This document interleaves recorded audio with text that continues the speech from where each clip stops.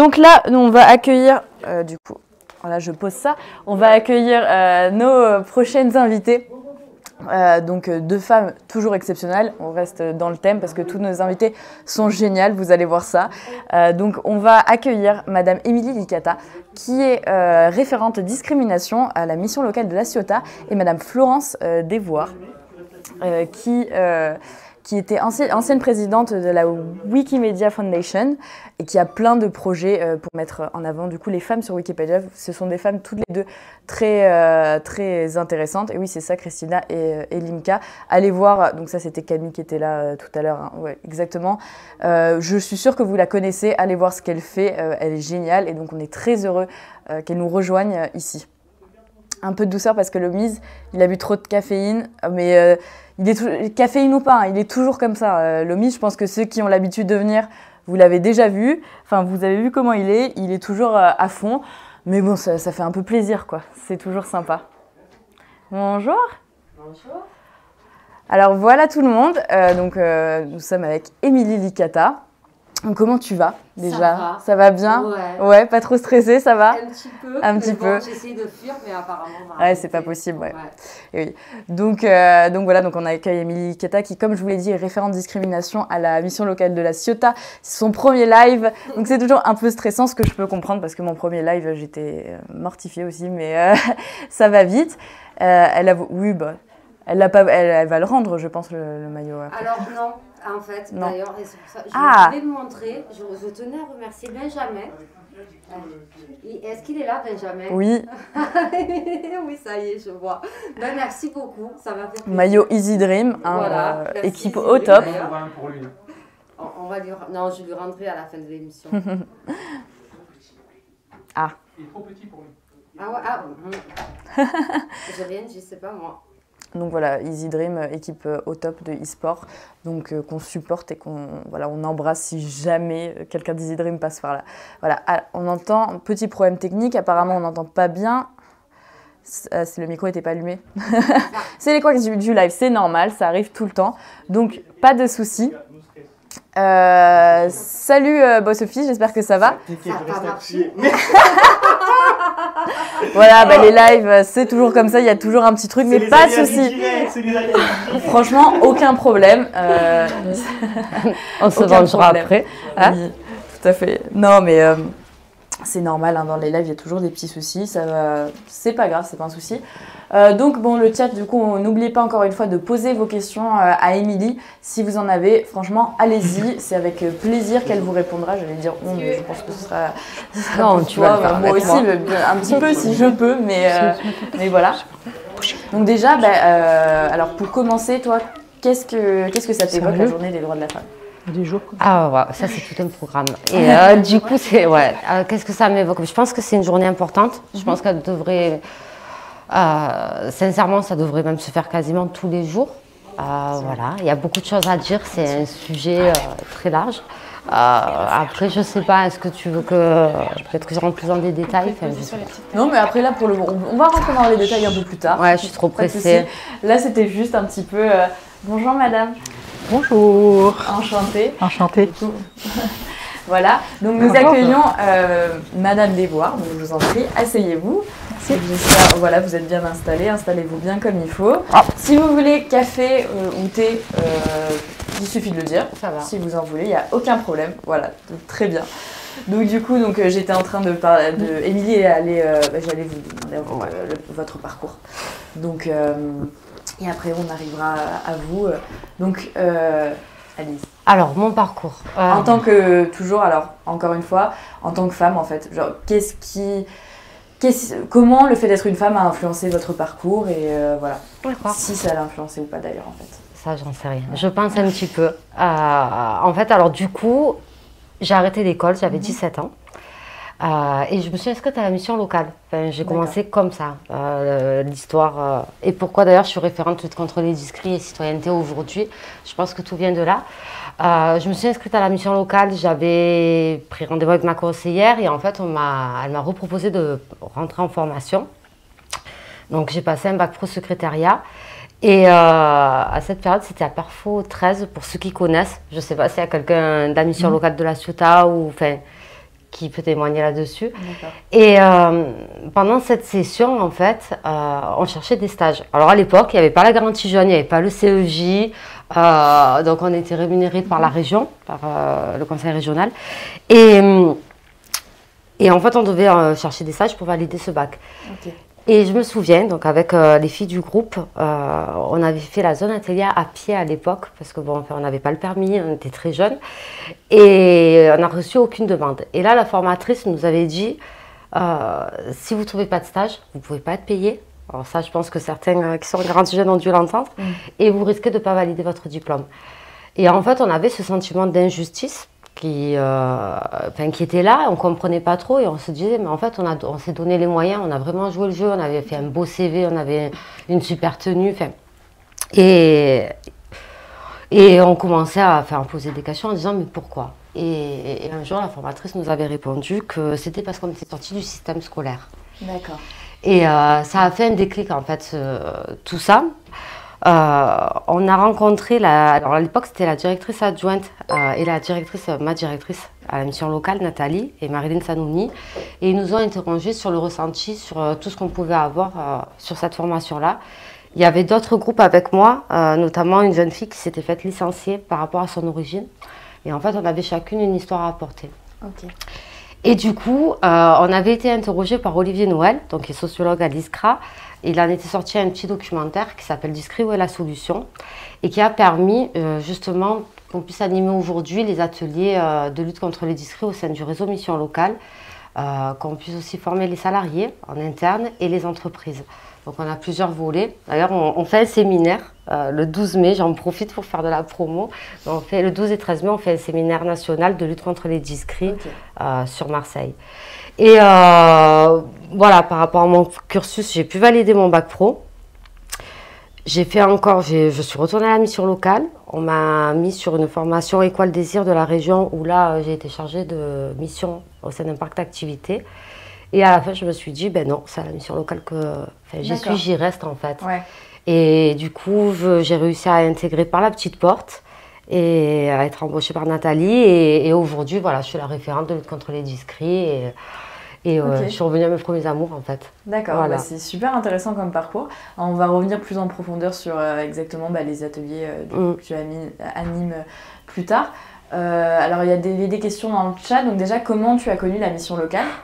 Alors c'était par rapport à Bienvenue en Enfer, mais là du coup c'était très pareil. À La Ciotat, il y avait eu, c'était en 99, un atelier d'écriture fait par des jeunes, et il y avait eu un clip de rap, et en fait toutes les personnes des quartiers ont été filmées, et j'avais participé au clip. Alors je me suis pas fait filmer, mais j'y étais sur le tournage, et c'est comme ça que j'ai appris. D'accord. Voilà, j'ai découvert la mission locale. C'est une longue histoire, ouais. C'est drôle. Et donc du coup, toutes les missions locales ont-elles un référent? Normalement, alors j'ai peur de dire des bêtises, mais déjà sur la région, on est 26 ou 28 référents, donc je crois qu'il y a chaque mission locale a son référent. D'accord. Normalement. Ok, très bien. Bon alors, bonjour. Encore une fois Madame Desbois. Est-ce que, pareil, vous pouvez nous parler un petit peu de votre parcours en tant que femme, toujours pareil, de ce que vous avez fait jusqu'à aujourd'hui? Alors, c'est une question super longue, hein. Mais je vais prendre quelques éléments qui me reviennent par rapport notamment aux questions des discriminations. Alors, personnellement, je suis passée d'abord par les classes prépa scientifiques. On est sur du 50-50 hommes-femmes, rien de particulier. Je suis rentrée dans une école d'ingénieur en agronomie. Pareil, on est en gros sur du 50-50. Les deux genres ne vont pas forcément dans les mêmes directions professionnelles. Après, on est plus sur le conseil pour les femmes, plus l'industrie pour les hommes. Mais enfin, globalement, j'ai pas rencontré de problème à ce niveau-là. Et puis, j'ai eu un premier départ d'activité professionnelle pendant quelques années. J'ai fait un séjour en Belgique flamande. Je suis partie aux États-Unis. Voilà, j'ai fait un peu de choses diverses et variées. J'ai eu mes 2 premiers enfants. Je rentre en France avec 2 enfants, un dans le berceau et l'autre tout petit. Et là, je me dis, ok, il faut que je trouve un travail avec mes 2 petits-enfants, sachant que là, je reviens de 2 ans où je me suis un peu formée, mais pas beaucoup. Et je me suis tournée à l'époque vers l'APEC, donc qui est l'agence qui s'occupe de l'emploi des cadres, qui était juste à côté de chez moi, et auquel j'allais tous les jours avec mon berceau. Il y en avait un qui était à l'école et j'avais le berceau dans la poussette, voilà. Et la région, qui était la région Auvergne, a imaginé quelque chose qui était très intelligent à l'époque. Ils ont monté une formation pour webmaster. Alors, le titre n'existe plus trop aujourd'hui, mais en gros, c'était la personne qui s'occupait de tous les aspects autour des sites web. Et en expliquant bien que c'était une formation qui était dédiée avec aux personnes qui avaient déjà une première formation initiale et qui voulaient aller un peu plus loin. Okay. Voilà. Donc on était des personnes venant de toutes sortes de formations. On avait des chimistes, on avait des informaticiens, on avait de tout. Hein. Et il y avait peut-être une centaine de candidats pour moins de 10 places. Okay. Donc des interviews.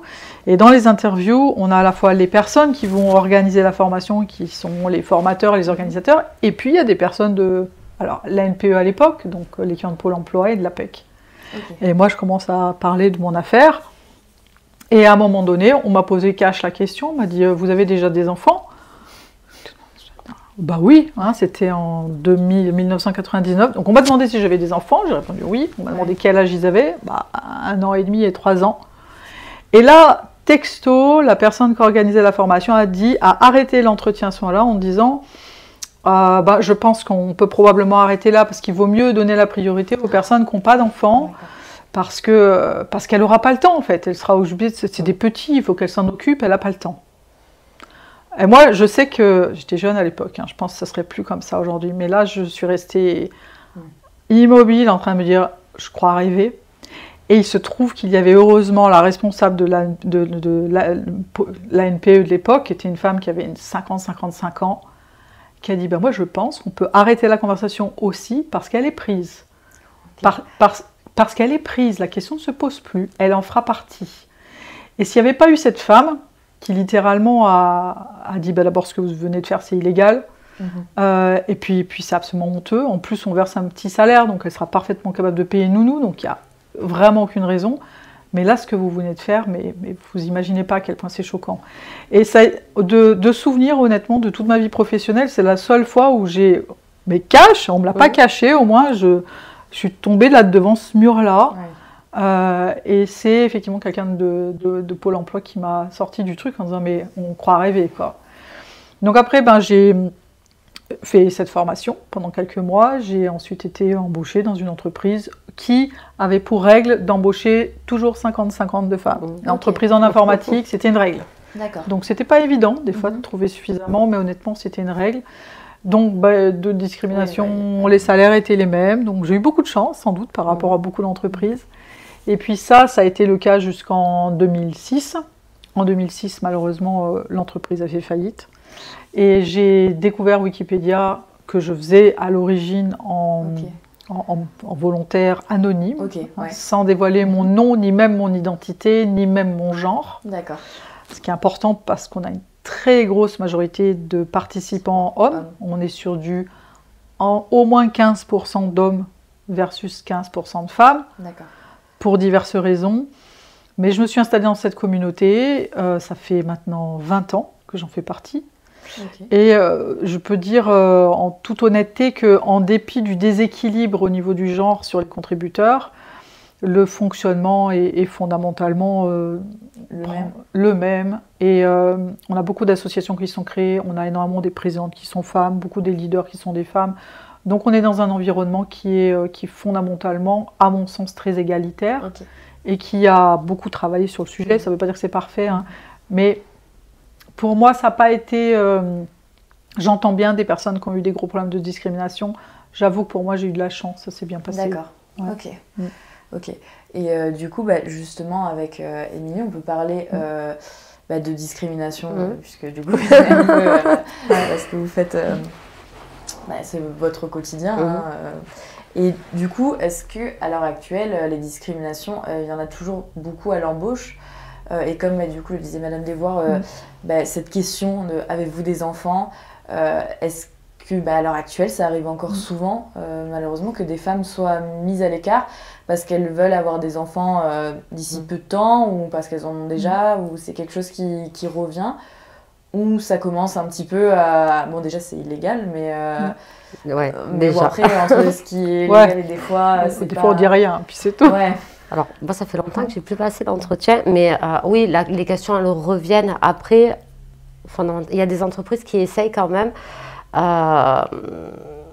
qui part dans le bon sens. Tout à l'heure, on discutait dehors et j'ai expliqué qu'une entreprise, souvent, lorsqu'elle me faisait passer une offre, elle me disait, ben oui, alors j'ai recruté 2 garçons dans mon magasin, aujourd'hui j'aimerais une fille. Donc à chaque fois, c'est vrai que on fait un rappel à la loi, on explique le cadre et après j'essaye de voir si justement la personne peut faire les formations qu'on propose avec le cabinet Lexigalis, Frédéric Bertucci, qui tient aussi des permanences pour les jeunes inscrits mission locale, je tiens à le rappeler, parce que c'est important et qui peut répondre gratuitement justement à des questions qui touchent sur le droit du travail ou sur la thématique des discrits.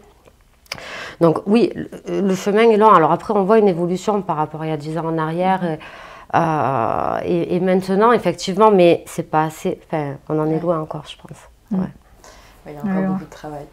Alors, alors, on va regarder un peu le chat pour savoir ce qui se dit. Donc, BN83 qui nous dit c'est malheureusement une question, les enfants, qui revient pour les femmes et pas trop pour les hommes. Ah oui, c'est ça. C'est le grand sujet.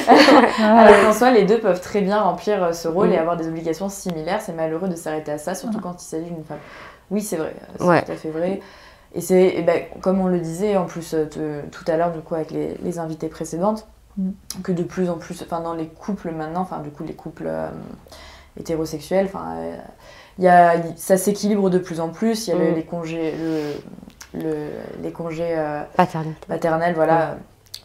Les lois sur les congés paternels ça se démocratise, les pères prennent le plus de congés et il y a quand même ça devient un petit peu une égalité qui s'améliore. Voilà, ça s'améliore un petit peu. C'est pas encore. Oui, malheureusement.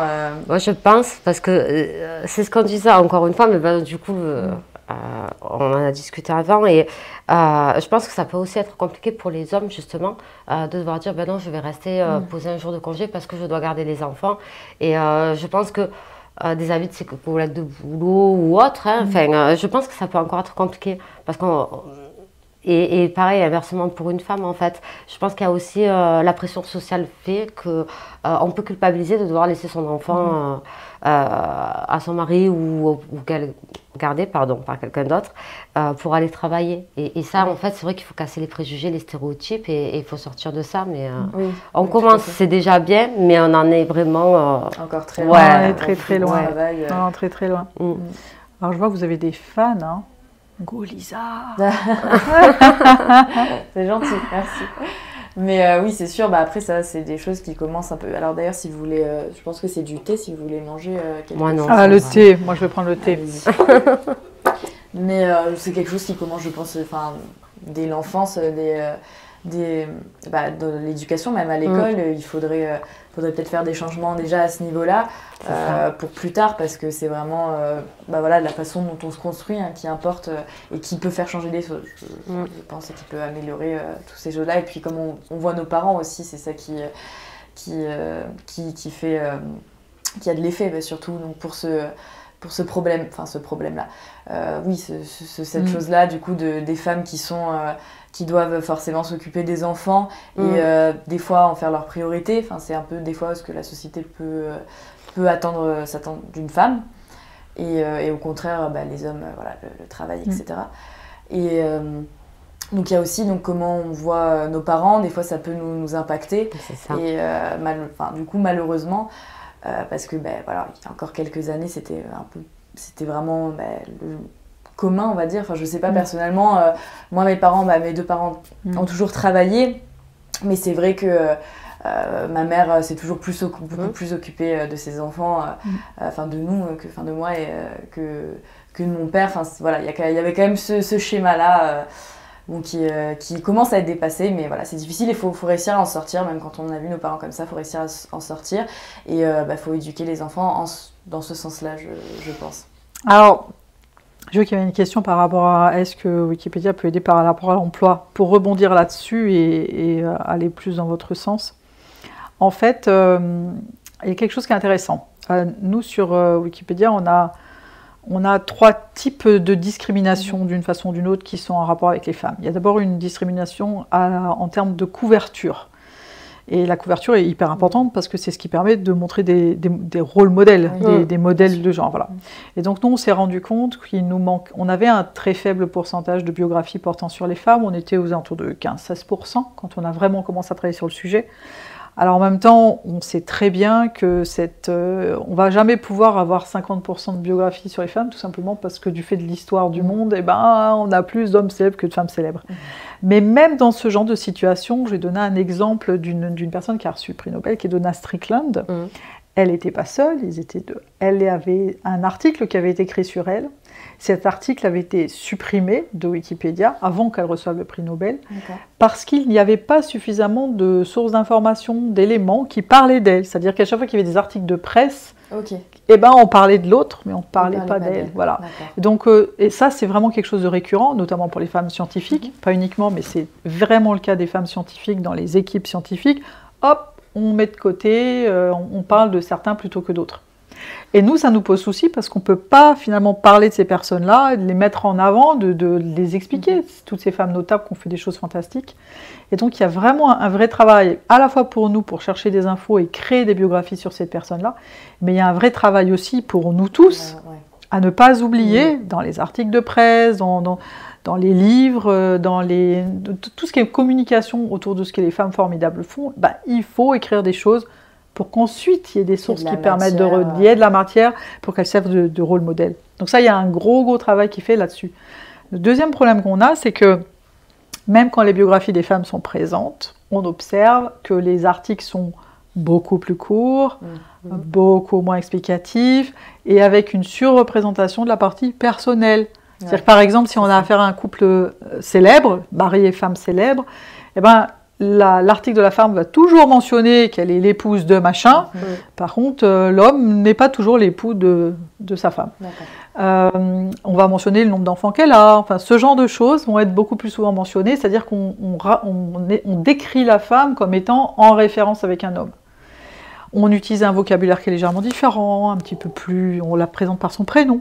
On va dire monsieur machin, mais elle, on va dire Paulette. Désolée pour les Paulettes. Donc, il y a aussi une façon d'écrire sur les personnes qui est super importante et qu'il faut vraiment qu'on garde à l'idée. C'est pas que ne pas utiliser mademoiselle, ça va beaucoup plus loin dans le détail et faire en sorte de, quand on parle d'une femme, pas simplement parler de sa vie perso. Ça, c'est la deuxième chose. Et puis la troisième chose, c'est le recrutement. C'est-à-dire que on a actuellement un nombre de participants femmes qui sont de l'ordre de 15% à peu près. Ça fait 15 ans qu'on travaille sur le sujet pour en recruter davantage et que ça change rien du tout. Les chiffres ne bougent pas. On essaye de les former, de les rassurer. Il y a beaucoup de stratégies différentes qu'on a essayé d'utiliser pour qu'elles soient plus à l'aise. Il y a des facteurs extérieurs, des facteurs intérieurs. Mais c'est quelque chose d'important qu'elles soient là parce qu'elles peuvent apporter une voix particulière et penser à des choses et soutenir des débats auxquels les hommes, ils ne sont pas forcément opposés, mais ils n'y penseront pas.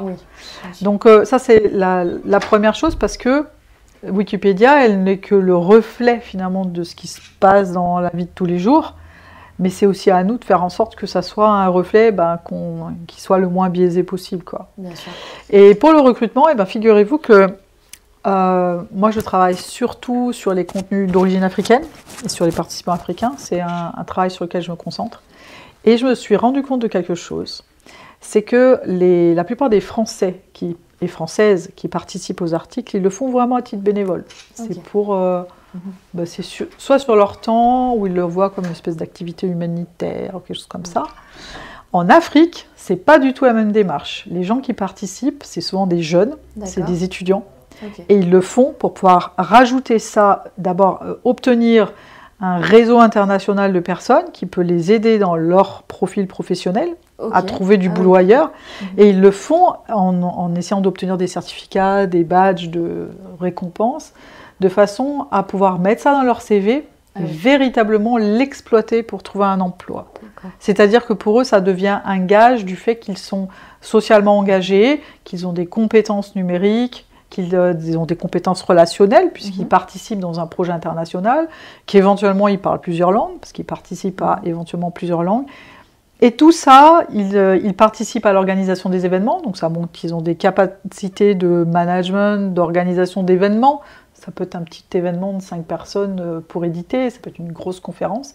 Tout ça, ils l'exploitent au maximum sur leurs profils sociaux, dans leur résumé, dans les biographies qu'ils envoient, alors que les Français le font quasiment pas. Ils ont tendance au contraire à la limite le cacher parce qu'ils peuvent se dire que c'est peut-être quelque chose. Voilà. Et ça, je trouve ça très étonnant parce que vraiment, pour les Africains, on est sur une approche hyper pragmatique. Ok, je fais ça, j'engage mon temps bénévole. Mais qu'est-ce que ça va me ramener en retour? Pas de l'argent, on ne paye pas, mais ça va améliorer mon CV et me permettre de trouver du job. Et c'est vrai, parce qu'à partir du moment où ils ont montré qu'ils ont organisé tel événement, telle conférence, ils ont reçu une récompense de telle structure, ça change le profil, ça change dans le profil.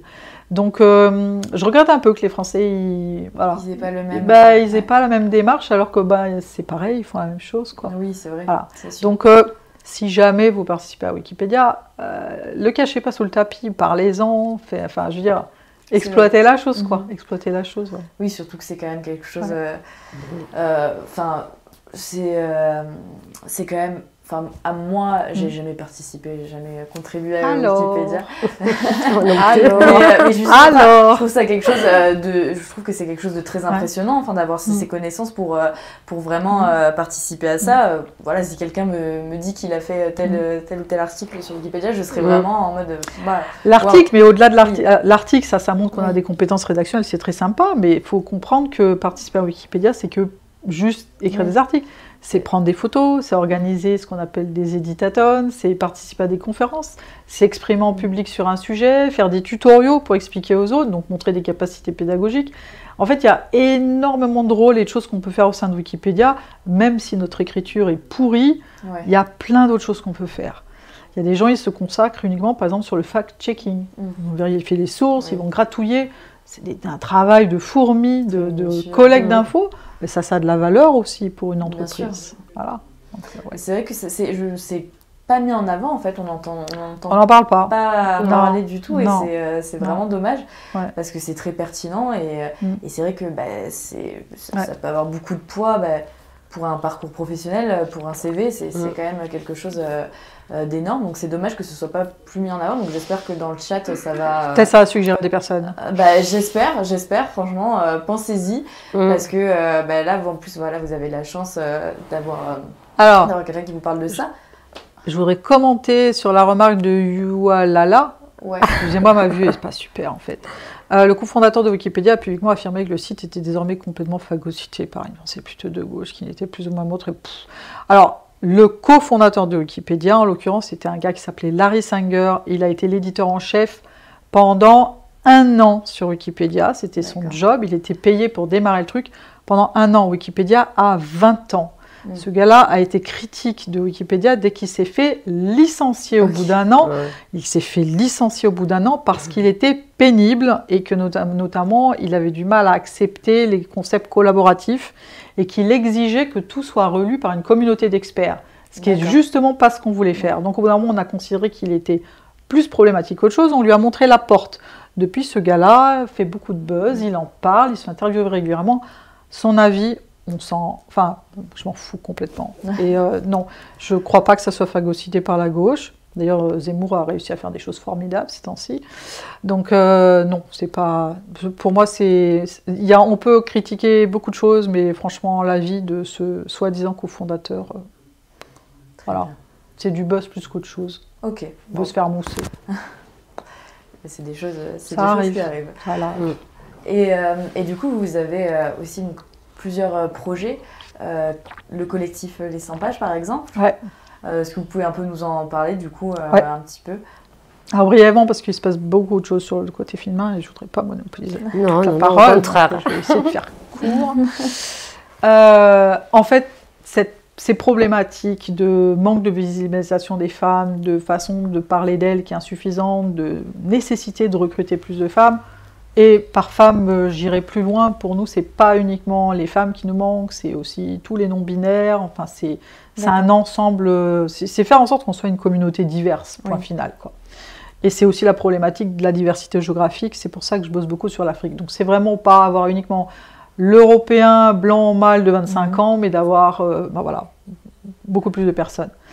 On s'est rendu compte de ça très vite. On a monté plein de collectifs qui ont démarré dans différents types. Alors parmi ceux que je pourrais citer qui travaillent sur le fossé des genres, il y a un collectif qui s'appelle Wikigap, qui émane de la Suède et qui est généralement soutenu par l'ambassade de Suède dans tous les pays participants. Donc au mois de mars, ils organisent plein d'ateliers, il y a plein de façons d'apprendre à contribuer dans les ambassades suédoises. Ça, c'est un collectif. Il y a un autre collectif qui s'est créé qui s'appelle Women in Red. Donc, pour ceux qui fréquentent Wikipédia, vous savez peut-être que quand on voit un lien en bleu dans le texte, c'est qu'il y a un article derrière. Quand il y a un lien en rouge, c'est que on aimerait bien qu'il y en ait un, mais il n'y en a pas.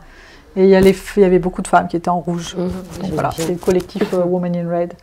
On a un équivalent qui s'est créé dans la zone francophone qui s'appelle Les 100 pages, dont l'objectif est globalement ça, c'est-à-dire faire en sorte de donner une meilleure couverture et d'essayer de lutter contre cette invisibilisation des femmes.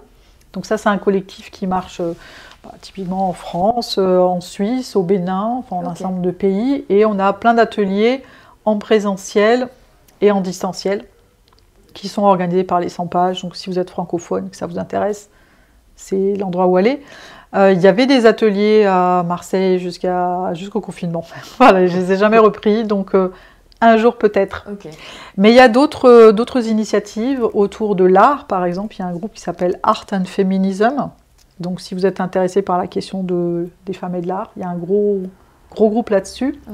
Et puis il y a toute une série d'initiatives. Alors moi je participe à une autre qui s'appelle Wiki Loves Women, qui se fait en Afrique uniquement. Et là l'objectif c'est de coacher des nouvelles participantes à Wikipédia pour qu'elles deviennent des project leaders, qu'elles aillent plus loin que simplement de l'écriture, mais qu'elles deviennent elles-mêmes des formatrices, des animatrices, des gens qui organisent des projets autour de ça. Donc là, on est plus sur une activité d'amélioration des compétences, parce que c'est ce qu'on fait globalement. Il y a des choses autour des citations de femmes célèbres, un projet sur ce qu'on appelle Wikiquote. Récupérer des citations, des choses intelligentes qui ont été dites par des femmes intelligentes, faire en sorte de les faire remonter, qu'on n'ait pas que des citations d'hommes, ce qui est beaucoup le cas. Donc il y a plein d'initiatives comme ça, et si vous allez sur Wikipédia actuellement, pendant un mois, vous verrez probablement une bannière, pas tout le temps, mais peut-être un tiers du temps, vous verrez une bannière qui vous invite à participer à tout un ensemble d'activités qui ont été réunies sur un mois. Il y a une centaine d'activités différentes dans tous les pays du monde ou en ligne. C'est Celebrate Women. Je ne sais plus comment j'ai traduit en français. Célébrer les femmes, célébrons la femme, un truc comme ça. C'est moi qui ai fait la traduction de la bannière. Donc n'hésitez pas à aller jeter un coup d'œil. Est-ce qu'il y a quelque chose qui vous plaît? Si c'est le cas, profitez-en, vous y attachez et puis vous pouvez faire des choses. Il y a beaucoup de choses. Et en termes d'actu, et là ça se rapproche plus de ce que vous faites sur la partie discrimination. Une des grosses problématiques qu'on a au sein de la communauté, c'est que pas mal de personnes se plaignaient d'un milieu très sexiste. Ouais, est-on surpris? Non. Très sexiste, assez agressif. Je veux dire, c'est pas un monde de bisounours, on a tendance à être assez agressif.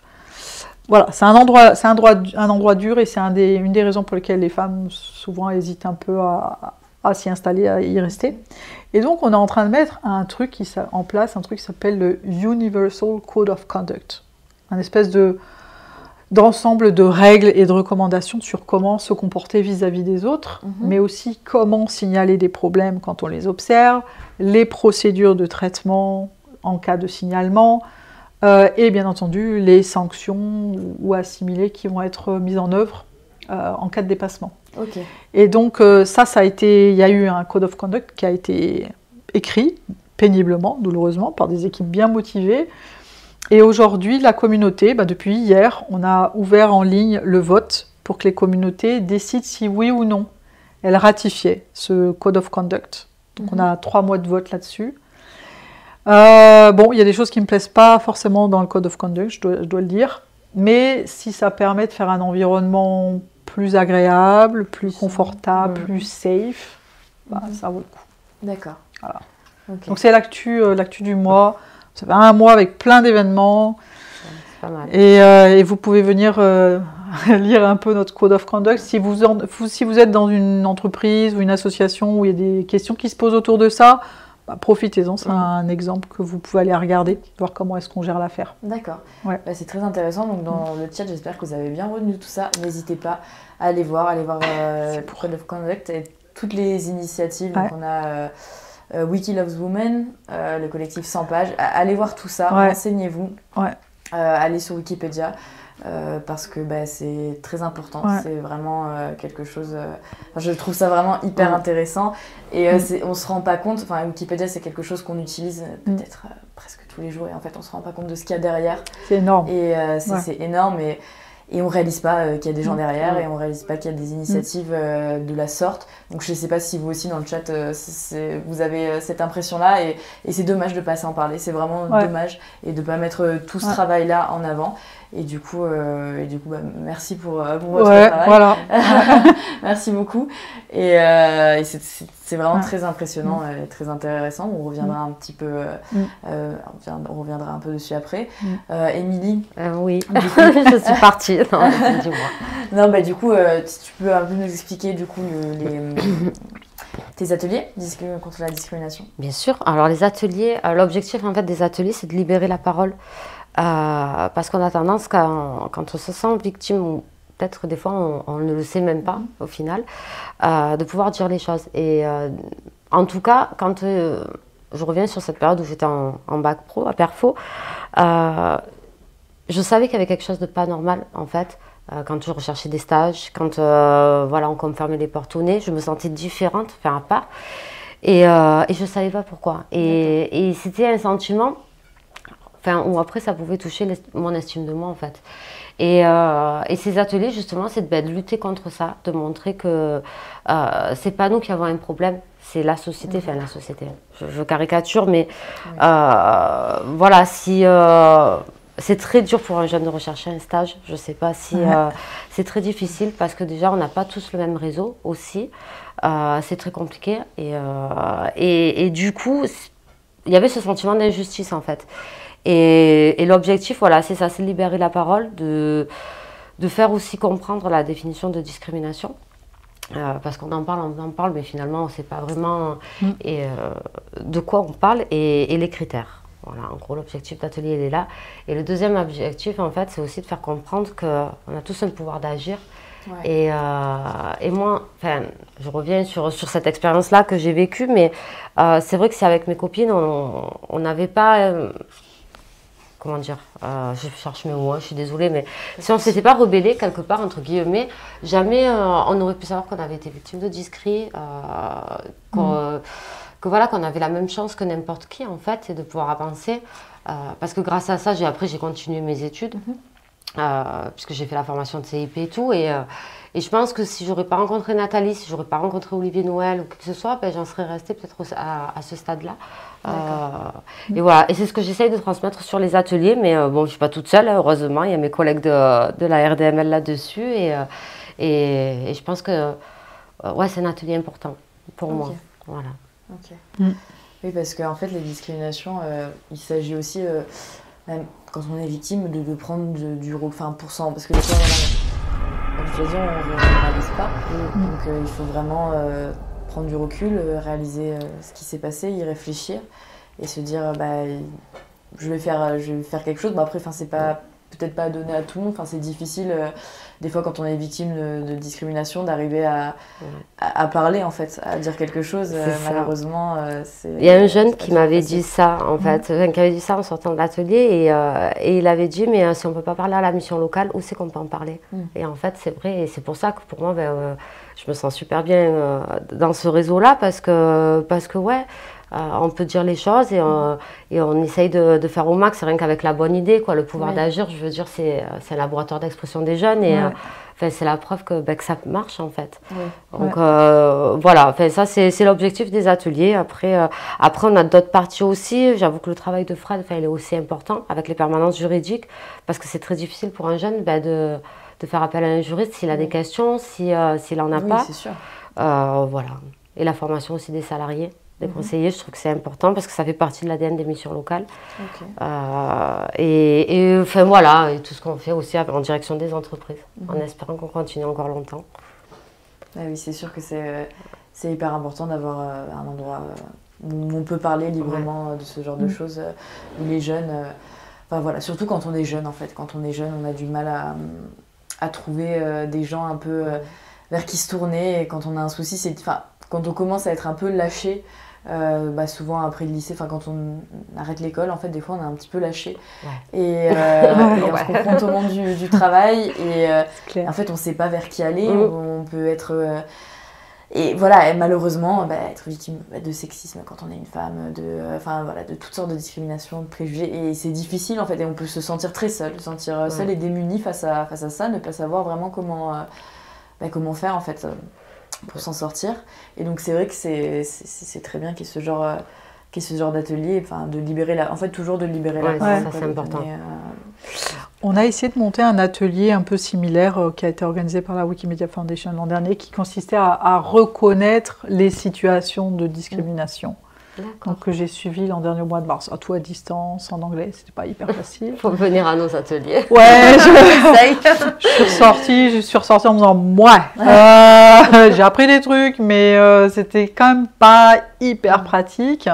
Et c'est vrai que le problème, c'est que les intervenants, par exemple, c'était pas des Wikipédiens, donc ils restaient très high level sur comment les réactions qu'on pouvait confronter. Ils prenaient des exemples qui étaient vraiment trop évidents en fait, alors que la réalité de la discrimination, elle est subtile. Là. Et là, si tu venais avec des gros sabots, qui n'étaient jamais la situation qu'on rencontre, au moins l'avantage des gros sabots, c'est qu'on réagit. Ouais. Mais quand c'est subtil, délicat, des petites remarques de ci, de là, on ne sait pas comment faire. En fait, nous, c'est ce que... Alors, vous devez avoir le vocabulaire, nous on parle de micro-agression. Parce que dans Wikipédia, le problème, c'est souvent pas de la grosse agression en vrac, mais c'est plutôt des petites micro-agressions répétées qui fait qu'au bout d'un moment, on a le moral dans les chaussettes, on se dit mais c'est pas possible, je laisse tomber.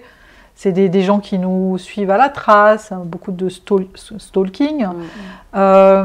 Et en fait, c'est un véritable apprentissage pour essayer de justement repérer les situations où on est en train de se faire abuser. Donc c'est vrai qu'il y a une grosse efficacité sur l'identification de ces problématiques-là. Et les ateliers en parole, ça doit être très bien pour pouvoir échanger, effectivement. Ouais. On fait ça, on utilise aussi le photolangage, parce que oui, effectivement, on ne va jamais nous dire « ben non, tiens, toi, je ne te recrute pas parce que… voilà. En tout cas, on ne me l'avait jamais dit. Ou « ben non, toi, je ne te veux pas parce que tu es d'un quartier, c'est pas bon. » Non, c'est plus… Snake, pardon. C'est plus un peu discret, il y a des questions. Il y a des actions qui demandent s'il y a des actions pour lutter contre la discrimination en entreprise. Oui, on a objectivé avec Fred les critères de recrutement dans chaque mission locale normalement. Enfin, on essaie de le mettre en place. Et on a les workshops aussi en entreprise c'est super, où c'est en fait les jeunes qui vont se mettre à la place du chef d'entreprise et le chef d'entreprise à la place des jeunes. Et du coup, il y a ce jeu de rôle et on peut vite prendre conscience justement qu'il y a des questions qu'il ne faut pas poser et d'autres non. Et on en a fait un sur La Ciotat et sur Marseille. Ouais, objectiver, c'est le titre de la formation en fait. Objectiver les critères de recrutement, c'est ça. C'est permettre à une entreprise de recruter une personne uniquement sur ses compétences. Et pas parce que c'est un homme ou une femme, vu qu'on est sur ce sujet-là. Ouais. Voilà. D'accord. Donc, n'hésitez pas encore une fois dans le chat, posez vos questions, allez-y. Et du coup, oui, j'allais vous demander, alors je sais pas, donc justement on parlait de discrimination, du coup on va parler de sexisme, et donc on parlait aussi du fait d'avoir du mal à trouver des gens, des fois de pas se rendre compte ou de pas arriver à parler, et comme vous le racontiez aussi, quand vous avez été un peu victime de sexisme et que sur le coup vous avez pas, ça vous a, voilà, c'est ça. Comment je peux entendre ça? C'est ça. Personnellement, moi c'est pareil, j'ai toujours du mal. Puis il y a aussi ce truc de des fois on n'est pas sûr, parce que justement c'est pas la plupart du temps c'est pas le truc gros sabot etc. C'est plus insidieux machin. Et du coup c'est très dur. Moi je sais que j'ai beaucoup de mal à répondre à que ce soit des commentaires ou des actions en fait sexistes. J'ai vraiment...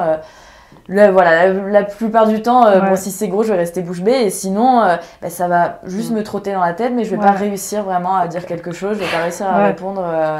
Voilà, alors je sais pas vous. Si... est-ce que ça s'apprend? Est-ce que vous pensez que ça s'apprend? Est-ce que ça dépend des caractères?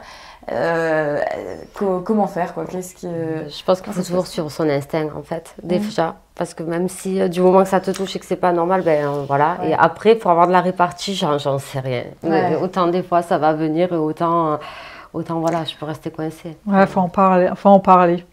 C'est vrai que nous on a plus les systèmes. Alors de signalement, c'est un peu violent parce que justement c'est du signalement. Moi je vais prendre un exemple qui me trouble un peu, enfin très régulièrement parce que c'est un vrai problème qu'on rencontre.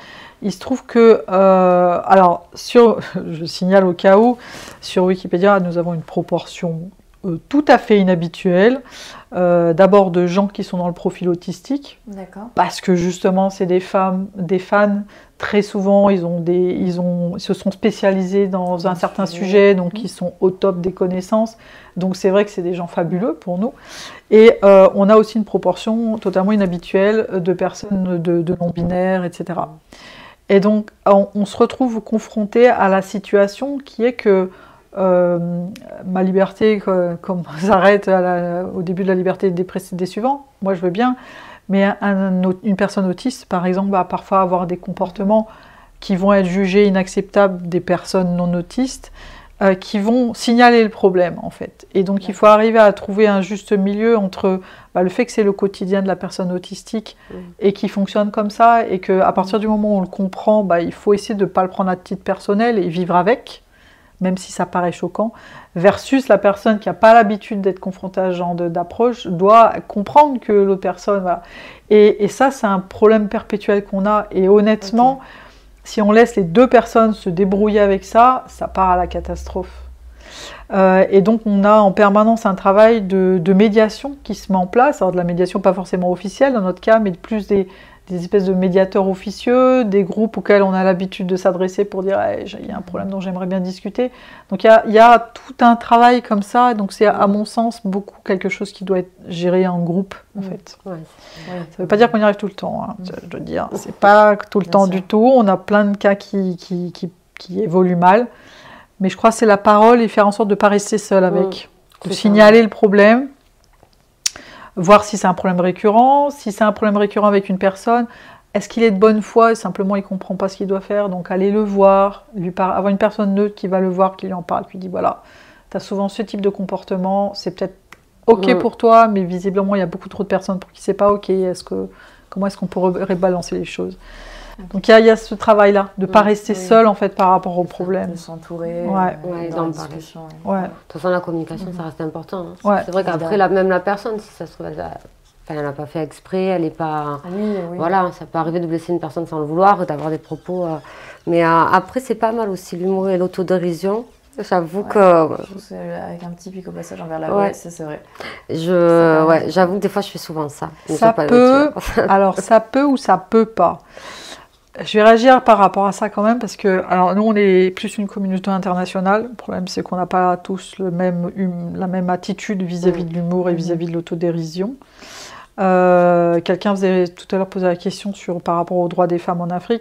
Moi il y a un truc qui me frappe quand je travaille sur la problématique des 100 pages, on est beaucoup plus sur de la visibilisation des femmes et sur les problématiques de l'écriture inclusive, qu'est-ce qui est acceptable, pas acceptable. Enfin, c'est une certaine approche qu'on a. Les problèmes de féminisme en Afrique sont complètement différents, ils n'ont pas les mêmes soucis, ils n'ont pas les mêmes fonctionnements et ils n'ont pas les mêmes approches.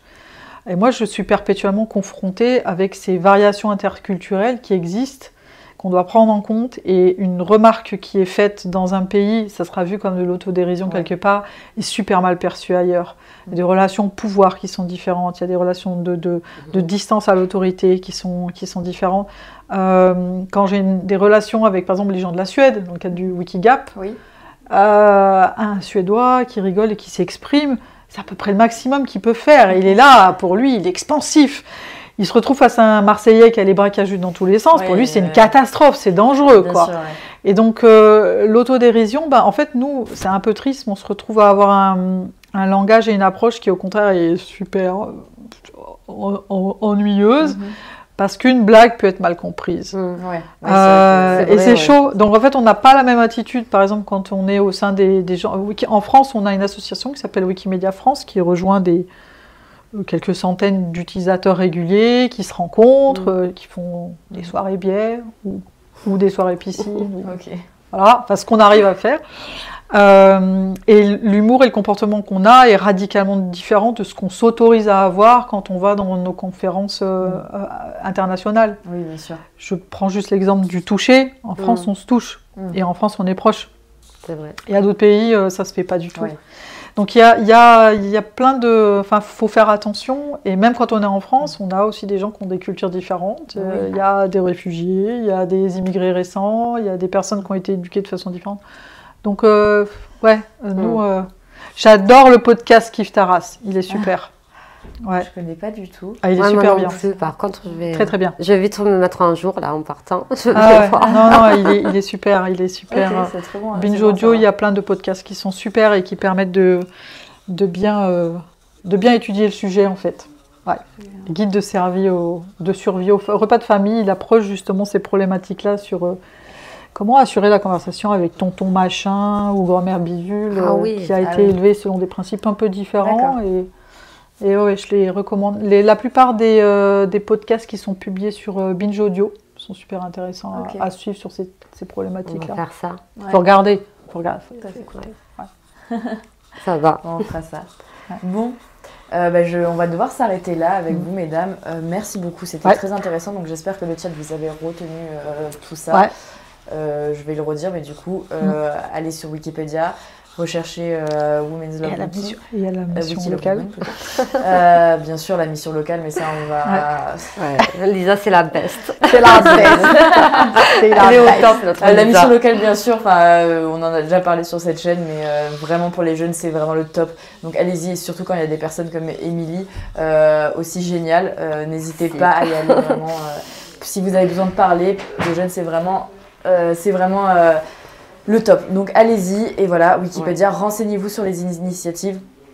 Donc le collectif 100 pages, Wiki Loves Women et toutes les autres initiatives parce que c'est très intéressant, on n'en parle pas assez et il faut en parler, donc même parlez-en autour de vous, à tout le monde. Et voilà, merci encore beaucoup mesdames. Merci. Et merci à Benjamin. Je peux refaire, merci encore à Benjamin. Voilà. Bon, allez, merci beaucoup. Merci à bientôt. Au revoir à tous. C'était top et merci chacune pour votre travail. Merci. Bonne continuation. Merci beaucoup. Au revoir.